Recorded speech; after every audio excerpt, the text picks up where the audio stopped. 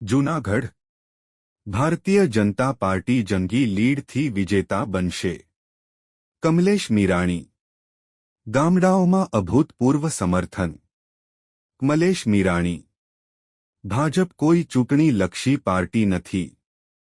કમલેશ મીરાણી. અમારી પાસે કાર્યકરનું સંગઠન છે. પેઇઝ સમિતિથી લઈ જિલ્લા સમિતિ સુધી અમારું સંગઠન છે.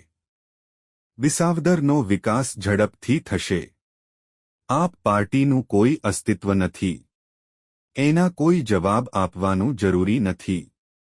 આપણા કોઈ સંસ્કાર નથી તેવી ભાષાનો ઉપયોગ આપ પાર્ટી કર રહી છે. કમલેશ મીરાણી. પ્રભારી વિસાવદર ભાજપ વિધાનસભા. જે કમલેશભાઈ આજે જે સીઆર પાટીલ સાહેબ આવ્યા હતા, કેવો વિશ્વાસ છે વિસાવદરની છે? વિસાવદરની ચૂંટણી જાહેર થઈ તે પહેલાં ભારતીય જનતા પાર્ટી મેં પહેલાં કીધું કાર્યકર્તા આધારિત પાર્ટી છે. ચૂંટણીલક્ષી આ પાર્ટી નથી. ભારતીય જનતા પાર્ટીના કાર્યકર્તા હંમેશા પ્રજાની વચ્ચે હોય છે. એ પછી વિધાનસભાની ચૂંટણી હોય, લોકસભાની ચૂંટણી હોય, જિલ્લા પંચાયતની ચૂંટણી હોય કે તાલુકા પંચાયતની ચૂંટણી હોય, ચૂંટણી એ લોકશાહીનું પર્વ છે. ત્યારે સ્વાભાવિક રીતે પેજ સમિતિથી લઈ અને જિલ્લા સમિતિ સુધી અમારી પાસે અમારું સંગઠન છે. સંગઠન થકી એ અમે પ્રજાના કામો કરેલા છે. પ્રજાને જે અમારા ગામમાં જે રીતે અમને આવકાર મળી રહ્યો છે, પ્રજાનો પ્રેમ મળી રહ્યો છે, એ ઉપરથી અવશ્ય લાગે છે કે કિરીટ પટેલ ખૂબ સારા માર્જિનથી એ વિસાવદરમાં જીતવાના છે. અને વિસાવદરનો વિકાસ છેલ્લા જે 13 વર્ષથી એક ધીમી ગતિથી ચાલી રહ્યો હતો.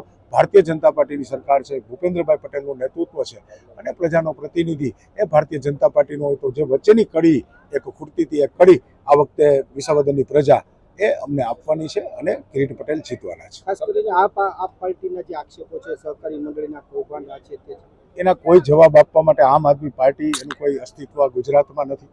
તમે જોયું કે 136 બેઠક ઉપર એને ડિપોઝિટ 2022માં હતી. ત્યારે પ્રજાની વચ્ચે નથી રહે. માત્ર ચૂંટણીલક્ષી એ લોકો આવ્યા છે અને ચૂંટણીલક્ષી એલફેલ ભાષા જે આપણા સંસ્કાર નથી એ ભાષામાં વાત કરી રહ્યા છે. એટલે એને કોઈ જવાબ આપવાનો ન હોય. રાત્રે જે ઘટના બની છે એમાં આક્ષેપ કરવામાં આવ્યો છે કે મેં તમને વાત કરીને એનો કોઈ જવાબ જ આપવાનો ન હોય. જેને પોતાને બોલવાની ભાન નથી, કોની સામે શું બોલે છે. ભારતીય જનતા પાર્ટીના એક આગેવાને પણ ક્યાંય આવું એક કોઈ પણ નિવેદન કર્યું નથી. એ એમના સંસ્કાર છે. અમે અમારા સંસ્કારથી કામ કરીએ છીએ. ખાસ કરીને તમને પ્રભારી તરીકે નિયુક્તિ કરવામાં આવી છે, કેવો લાગે છે તમને? આ જ્યારે 12-13 વર્ષનો વનવાસ છે એવું કહે છે. મેં વાત કરીને કે ભારતીય જનતા પાર્ટી ચૂંટણી હંમેશા માઇક્રો પ્લાનિંગથી જીતાતી હોય છે અને એ માઇક્રો પ્લાનિંગ છે એ સંપૂર્ણપણે થયું છે.